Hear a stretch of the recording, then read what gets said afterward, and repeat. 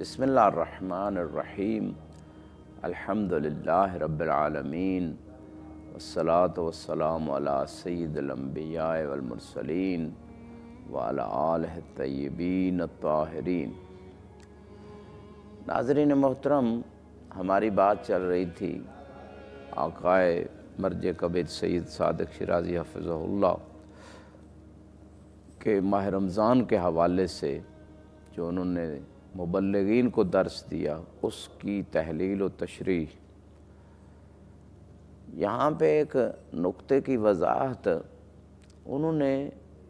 ایک دو واقعات بیان کی لوگوں کو فائدہ پہنچانے کے اعتبار سے، آخرت کے اعتبار سے۔ ایک واقعہ صاحب جواہر ہیں، بہت عظیم شخصیت گزری ہیں، فقہ میں ایک بہت بڑا دورہ انہوں نے لکھا ہے استدلالی، جس سے لوگ فقیہ بنتے ہیں، مجتہد بنتے ہیں اس کتاب کو پڑھ کے۔ ان کے مقابلے میں ایک شاعر نے 1000 شعر میں شیعہ عقائد کو،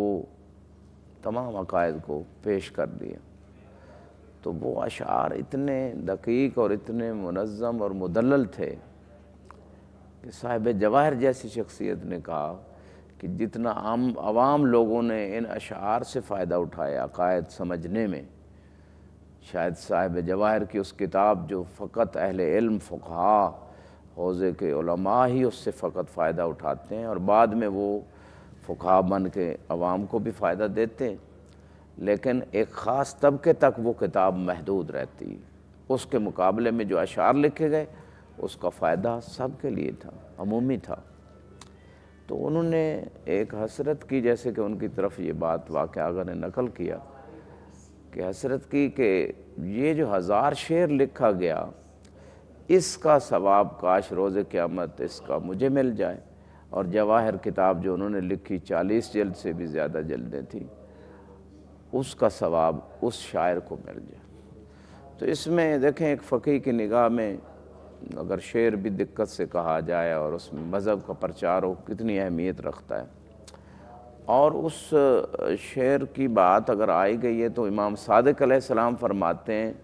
من قال فینا بیتن بن اللہ لہ بیتن فی الجنہ، کہ جو ہماری شان میں ہمارے مصائب میں کوئی ایک شعر کہہ دیتا ہے، اللہ تعالیٰ اس ایک شعر کے بدلے میں جنت میں اس کے لیے ایک گھر بنا دیتا ہے۔ یہ ہے مقام شعراء کا، اور یہ ایک الگ ٹاپک ہے۔ اسی طرح ایک اور عالم دین مرزا شیرازی کبیر، انہوں نے حوزہ سامرہ میں ایک حوزہ قائم کیا تھا۔ شیخ انصاری رحمۃ اللہ علیہ کے شاگردوں میں سے یہ تھے۔ تو اس زمانے میں شیخ انصاری رحمۃ اللہ علیہ کے زمانے میں ایک شخص دجیل ایک علاقہ ہے سامرہ اور کاظمین کے درمیان، وہاں سے آیا، وہاں شیعہ آبادی تھی، کہ ہمیں ایک مبلغ کی ضرورت ہے جو ہمارے علاقے میں آ کے لوگوں کو دین سمجھائے۔ تو یہ مرزا شیرازی کبیر کے دوست جو ہے نا عالم دین تھے، وہ وہاں تشریف لے گئے۔ اس کے بعد انہوں نے جا کے سامرہ میں مرزا شیرازی کبیر نے جا کے وہاں حوزہ قائم کیا، باقاعدہ وہ حوزہ ایک بہت بلند مقام علمی رونقیں وہاں بحال ہوئیں اور بہت سارے علماء پیدا ہوئے، وہاں سے بہت ساری کتابیں لکھی گئیں، اور کافی عرصے تک، یہ تھوڑا عرصہ پہلے تک یعنی وہ حوزہ جاری و ساری تھا۔ تو یہ دوست جب ایک دفعہ ملنے آئے تو انہوں نے تمنا کی مرزا شیرازی کبیر نے، اگرچہ انہوں نے ایک حوزے کا قیام کیا تھا وہاں سامرہ کے اندر، انہوں نے کہا جو آپ نے جا کے عوام الناس میں جا کے تبلیغ کی ہے اور لوگوں کو دین سکھایا، کاش وہ اجر مجھے مل جائے اور میرا یہ عمل آپ کو اس کا اجر مل جائے۔ تو نتیجہ یہی ہے کہ خیر الناس من نفع الناس، بہتر شخص وہ ہے جو لوگوں کو، عوام کو فائدہ دے، جو سب لوگوں تک فائدہ جس کا پہنچے۔ اسی طرح ایک اور بات حدیث میں آغا نے نقل کی کہ وام الدین و دنیا بیاربا، نہج البلاغہ میں مولا علی علیہ السلام کا ایک قول ہے کہ دین اور دنیا 4 چیزوں پہ قائم ہے۔ ایک چیز یہ ہے کہ عالم عامل بعملہ، کہ اگر عالم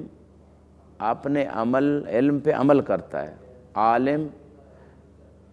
اپنے علم پہ عمل کرتا ہے، اس سے دین بھی قائم ہوگا، دنیا بھی قائم ہوگی۔ العلم بدون العمل، بعض روایات میں کا شجرہ بلا ثمر، کہ علم تو ہے عمل نہیں ہے، ایسے ہی جیسے درخت ہے پھل کوئی نہیں، نتیجہ کوئی نہیں۔ اور دوسری بات جو ہے فرمایا جاہل، اگر جاہل جو ہے الجاہل لا ينتحق بجہالت، یعنی دوسری چیز یہ ہے کہ اگر عالم اپنے علم پہ عمل کرے گا تو جاہل جاہل نہیں رہے گا، بلکہ وہ اپنے اس عالم کو دیکھ کے، اس کے علم و عمل کو دیکھ کے وہ بھی علم کی طرف آئے گا۔ اس سے دین اور دنیا کا قوام ہے،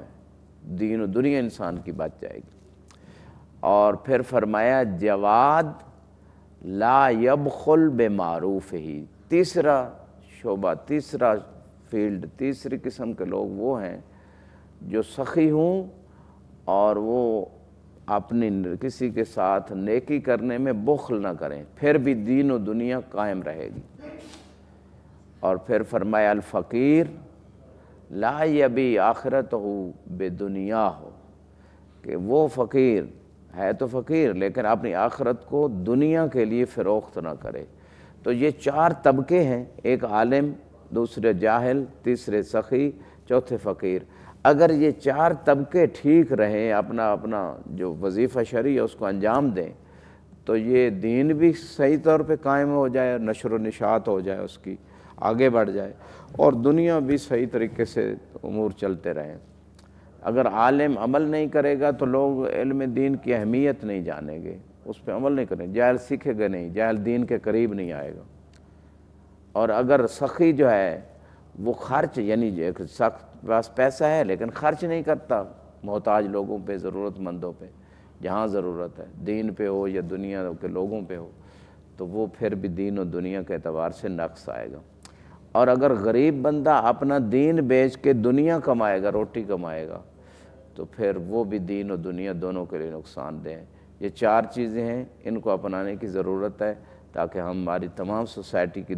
دین اور دنیا دونوں مضبوط ہو جائیں اور دونوں کو ترقی مل جائے، آخرت اور دین دنیا دونوں کے اعتبار سے ہم کامیاب ہو جائیں۔ وآخر دعوانا ان الحمد للہ رب العالمین۔